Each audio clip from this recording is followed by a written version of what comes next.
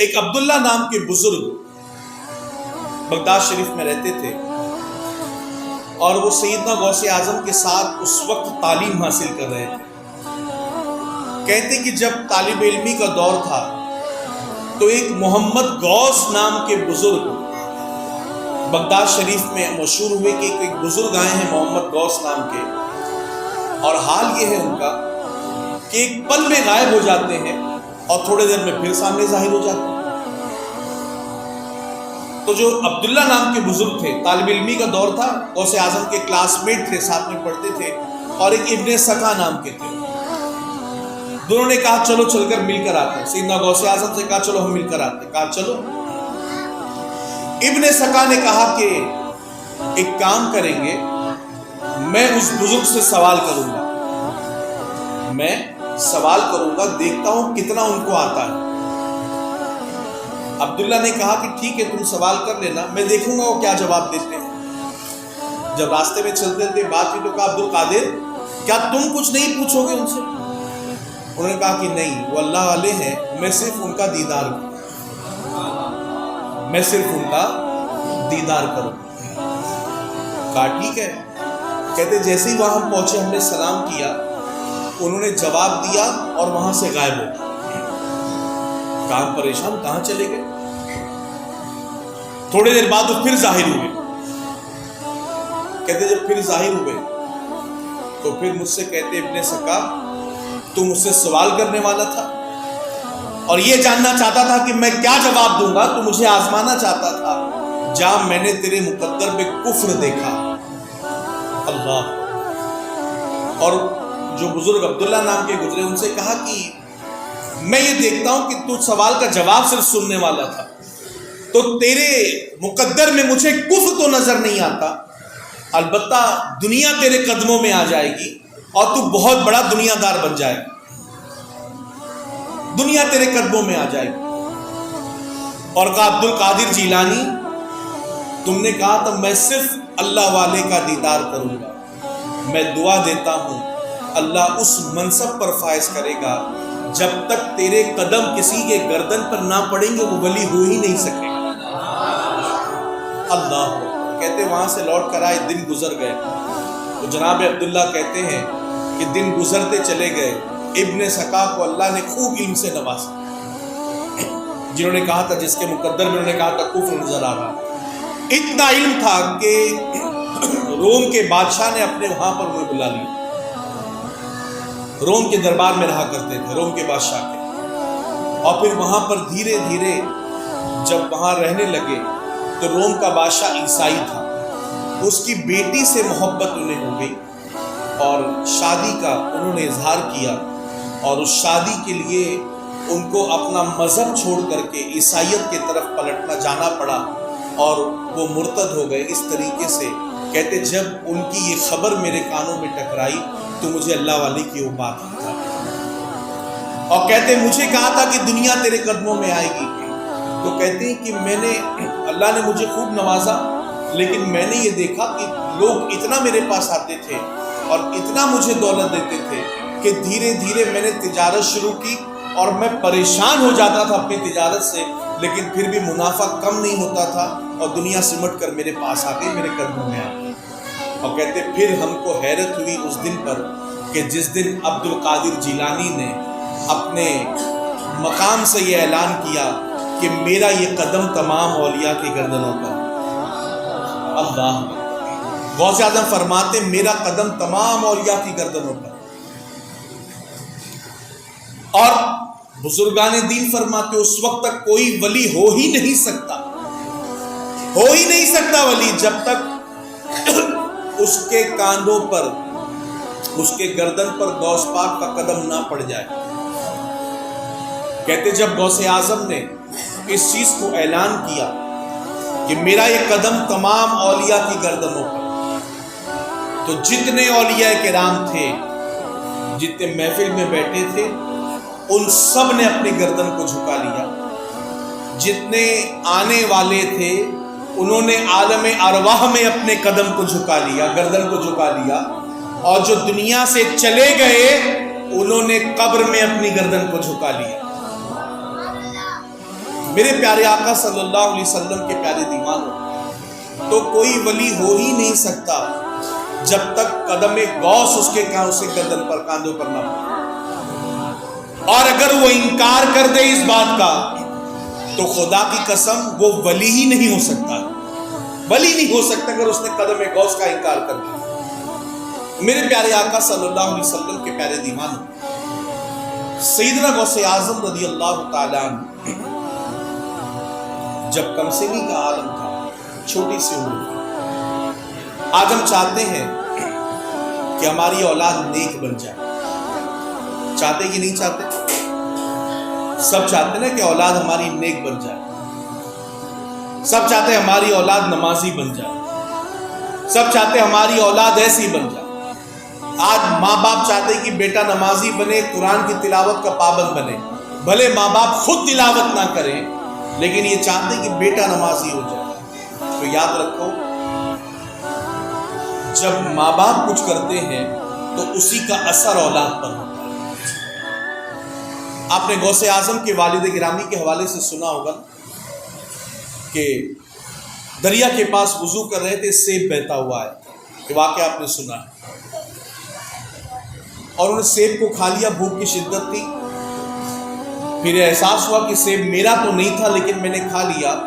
اب اس کی معافی مانگنے کے لیے اس سمت چلے جہاں سے سیب بہ کر آ رہا، تو ایک باغ کی ٹہنی اس دریا پر تھی، سیب لٹک رہا تھا، انہوں نے اسے کھا لیا تھا سیب کو۔ اس باغیچے میں جا کر انہوں نے کہا باغیچے کے مالک سے، انہوں نے دیکھا کہ جب یہ حال ہے اس کے اندر تقوی کا، تو انہوں نے کہا 12 سال تک اس باغیچے کی رکھوالی کرنی ہے۔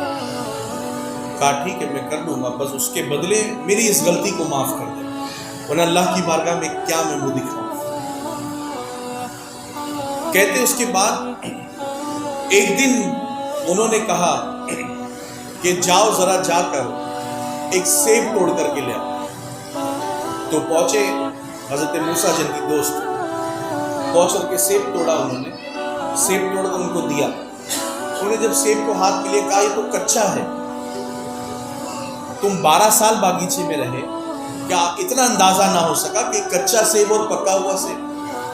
تو کہتے خدا کی قسم میری ڈیوٹی تھی کہ میں جڑوں میں پانی پہنچاؤں، تو 12 سال تک میں نے صرف اس کی جڑوں کو دیکھا، نظر اٹھا کر میں نے ایک سیب کو بھی نہ دیکھا۔ یہ تقویٰ ان کے اندر تھا۔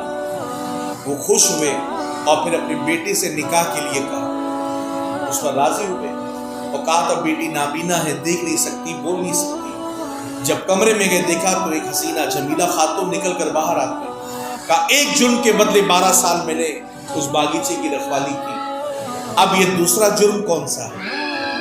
کہا کیا ہوگا باغی کا گھر میں کوئی اور عورت ہے؟ کہا نہیں وہی بیٹی، اس لیے کہ اس نے کبھی زندگی میں آنکھوں کے ذریعے، قدموں کے ذریعے، ہاتھ کے ذریعے گناہ کیا ہی نہیں، اس لیے انہوں نے کہا کہ ہاتھ سے معذور ہے، پیر سے معذور ہے، آنکھ سے نابینا ہے، کبھی اللہ اس کے رسول کی نافرمانی نہیں کی اپنی زندگی میں اس نے۔ تو جب ماں اتنی پاک دامن ہو اور باپ اتنا تقوی شعار ہو تو ظاہر سی بات ہے ان کے ذریعے دنیا میں آنے والا غوث بن کے دنیا میں قدم رکھتا ہے۔ آج ہم بھی نیک ہو جائیں، ہمارے گھر میں بھی نیکی کا ماحول ہو جائے تو خدا کی قسم بچہ غوث تو نہیں، ولی تو نہیں، لیکن فرما بردار تو ضرور بنے، شرع کا پابند تو ضرور بنے گا۔ بایزید بستانی علیہ الرحمہ جب 4 سال 4 مہینے 4 دن کے بسم اللہ خانی کے لیے حضرت بختیار کاکی علیہ الرحمہ ان کو بسم اللہ خانی کے لیے جب لے گئی صوفی حمید الدین ناگوری کے پاس، انہوں نے کہا بیٹے پڑھ اعوذ باللہ من الشیطان الرجیم بسم اللہ الرحمن الرحیم۔ انہوں نے طاؤس تسمیہ کے ساتھ 1 نہیں 2 نہیں 15 پارے سنا دیے۔ اللہ، اب استاد بھی جانتے تھے، انہوں نے کہا بیٹا آگے کیوں نہیں سناتے؟ تو جواب دیتے جب میں اپنی والدہ کے شکم میں تھا تو میری ماں نے صرف 15 پارے حفظ کیے، اگر سارا قرآن یاد کیا ہوتا آپ کو پورا قرآن سنا دیا۔ آج تو نمازوں کا ٹھکانہ نہیں ہوتا۔ میرے پیارے آقا صلی اللہ علیہ وسلم کے پیارے دیوان، جس غوث کے دامن کو ہم نے تھاما ہے تو ان کے ذریعے تقویٰ کی دولت ہمیں ملنی چاہیے۔ آپ صحابہ کرام کی زندگی دیکھیں کہ صحابہ کرام میں اللہ اکبر کتنا خدا کا ڈر رہا کرتا کہ جناب ابو بکر صدیق جیسے صحابی یہ کہتے ہیں اگر قیامت کے دن خدا یہ فرما دے میں نے سب کو بخش دیا سوائے ایک کے، تو کہتے مجھے ڈر ہے کہیں وہ ایک میں تو نہیں ہوں۔ اللہ صحبت رسول ہے، عشرہ مبشرہ میں سے ہے، صدیق کا خطاب ملا ہے، قرآن نے صحابی کہا ہے، اور اتنا خدا کا ڈر ان کے اندر۔ اور آج ہم سمجھتے ہیں کہ ہم نے تھوڑا سا عمل کر لیا تو ہمیں کوئی آخرت کا خوف نہیں، مرید ہو چکے ہیں اب کوئی نماز کی پابندی کی فکر نہیں، بلکہ بندے مرید ہونے کے بعد تو تیرے دل میں مزید نمازوں کی پابندی کی فکر ہونی چاہیے، لیکن ہم بے خوف ہو جاتے ہیں۔ میرے پیارے آقا صلی اللہ علیہ وسلم کے پیارے دیوانوں، تو لہٰذا اس 11ویں شریف کے موقع پر غوث اعظم کے فرامین پر عمل کرنے کا ارادہ کریں، عزم کریں۔ کیا فرامین ہے؟ غوث اعظم فرماتے دو چیزوں کو زندگی میں لازم پکڑو، اور یہ تعلیم اپنی اولاد کو بھی کہ دو چیزوں کو لازم پکڑیں۔ غوث اعظم جب کمسنی کے عالم میں تھے، جب ڈاکوؤں نے پکڑ لیا پورے قافلے کو، سب کا مال لوٹ کر آگے بڑھے، غوث اعظم کی عمر کم تھی، غالباً 8 یا 11 سال کی عمر تھی، آستین میں یا صدری میں 40 درہم دی اشرفیاں موجود تھی۔ چلتے چلتے ایک ڈاکو نے پوچھا کہ بچے تیرے پاس بھی کچھ کہاں ہے نا؟ کہا کیا ہے؟ کہا 40 اشرفیہ۔ کہا کہاں ہے؟ کہا یہ صدری کے اندر۔ حیرت ہوئی، اپنے سردار کے پاس نے کہا ایسا ایسا معاملہ ہے، چاہتا تو چھپا لیتے، بچہ تو عجیب ہے، کہہ دیا ہے ہمارے پاس۔ کہتے کیوں کہا؟ چاہتا تو چھپا لے جاتا۔ کہتا نہیں، میری ماں نے مجھے کہا تو بیٹا ہمیشہ سچ کہنا، تو کیسے ماں کی نافرمانی کریں؟ تو ڈاکو کہتا ہے یہ ماں کا فرما بردار ہے اور ہم اللہ اس کے رسول کی نافرمانی کب سے کرتے چلے آتے ہیں۔ تو کہا بیٹے اپنے ہاتھ پہ ہمارا ہاتھ لو اور ہم توبہ کرتے ہمیں توبہ کرا دو۔ تو سوچئے یہ سچ کا عالم ہے۔ غوث اعظم فرماتے کہ دو چیزوں کو زندگی میں لازم پکڑو۔ وہ کیا دو چیزیں ہیں؟ عقل حلال و صدق مقال۔ جب کھاؤ تو حلال کا ہی لقمہ کھاؤ، اور جب بولو تو سچ بولو۔ حلال کا لقمہ سے مراد کیا ہے؟ صرف یہ نہیں کہ ہم نے انگریڈینٹس دیکھ لیا اس میں سب چیزیں حلال ہے کہ نہیں ہے، فلاں جگہ چلے گئے وہاں پہ دیکھ لیا یہاں پہ گوشت حلال ہے کہ نہیں ہے۔ ان سب چیزوں کے ساتھ اس سے زیادہ اور ضروری یہ بھی ہے کہ جو کما رہے ہیں ہم، وہ کمائی حلال ہے کہ نہیں ہے۔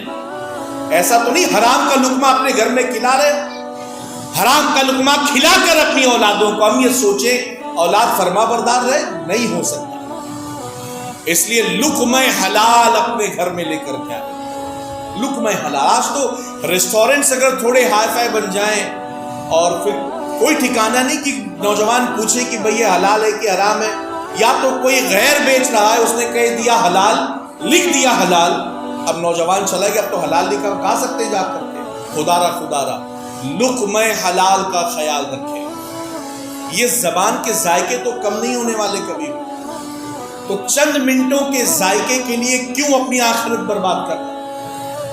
عقل حلال، حلال کا ہی کھائیں، اور فرماتے صدق مقال، جب کچھ کہو تو سچ کہو۔ کہتے تجارت نہیں ہو۔ آقا فرماتے جھوٹ بولنے سے ممکن ہے تمہارا مال بڑھ جائے، اور یہ پاسبلٹی ہے، ممکن ہے جھوٹ بولنے سے مال بڑھ جائے۔ آقا فرماتے لیکن اس میں سے برکتیں چلی جاتی ہیں۔ تو اگر ہم نے 10 کمایا اس میں خوب برکت ہے نا، تو وہ ہمیں خوب کام آئے گی، اور 1000 کما لیا برکت نہیں ہے نا، تو اس میں ہمیں نقصان ہی ہونے لگا۔ تو ان دو چیزوں کو لازم پکڑے، عقل حلال و صدق مقال۔ یہ غوث اعظم کی تعلیم ہے۔ اور ایک اور غوث اعظم فرماتے میں نے نیکیوں کے دفتر کو الٹ پلٹ کر دیکھا، کھانا کھلانے سے بہتر مجھے کوئی نیکی نظر نہیں۔ تو کبھی کھانا کسی کو کھلانے کا موقع ملے، مہمان آئے، یا ہم 11ویں کی نیاز بھی کرتے ہیں، تو کوئی کہتا نا بھائی تم کھلاتے ہو، فلاں کو کھلاتے ہو، غریبوں کو کھلاؤ، سب کو کھلاؤ، بھائی جس کی باستطاعت پہنچ جتنی آدمی سب کو کھلاتا ہے۔ غوث پاک کی بارگاہ کے ہم سب فقیر ہیں، ہم سب فقیر ہیں وہاں کے، تو ان کے نام پر اب کھلاؤ، کبھی بھی کھلاؤ، کتنوں کو بھی کھلاؤ، لیکن یاد رکھو حلال کھلاؤ۔ ایک آخری واقعہ بتاؤ، آخری واقعہ، ایک مرید غوث پاک کے پاس آیا، 2 تھیلے اشرفیوں کے بھر کے لایا تحفے میں دینے کے۔ آج کل تو پیر صاحب کو نذرانہ ملے، پیر صاحب لے اور لے کر کے چلے جائیں، ہے نا؟ مرید کیا کر رہا ہے؟ کتنے تو ایسے بھی ہیں کہ جن کو پتا ہے کہ میرا پیر حرام کا کام کرتا ہے، ایسے بھی نااہل لا علم ایسے بھی لوگ پیر بن کے بیٹھے ہیں دنیا میں، قبول کر لیتے، لے لیتے۔ غوث پاک کے پاس جب دیا، غوث پاک نے اسے لے کر کے رکھ دیا، کہا اسے لے کر کے چلا جائے، کہا حضور قبول کر لیجیے، کہا نہیں اسے میں قبول نہیں کروں گا، کہا کیوں؟ حضور غلطی کیا ہوگی؟ غوث پاک فرماتے کہیں یہ غریبوں کے خون سے نچوڑ کے تو نہیں بنایا سب؟ کہا نہیں حضور یہ تو میرا پیسہ ہے۔ غوث پاک اس تھیلے کو لیتے ہیں اور اسے کس کے نچوڑتے، دباتے ہیں تھیلے، جب دباتے اس میں سے تازے خون کے قطرات گرنا شروع۔ غوث پاک فرماتے اگر مجھے رسول کی قرابت داری کا فکر نہ ہوتی تو خدا کی قسم میں سے اتنا نچوڑتا، اتنا دباتا کہ خون کے قطرات بہ کر یہاں سے ندی خون کی بہ کر تیری محلے تک جاتی اور تیرے گھر پہ جا کر ختم ہوتی۔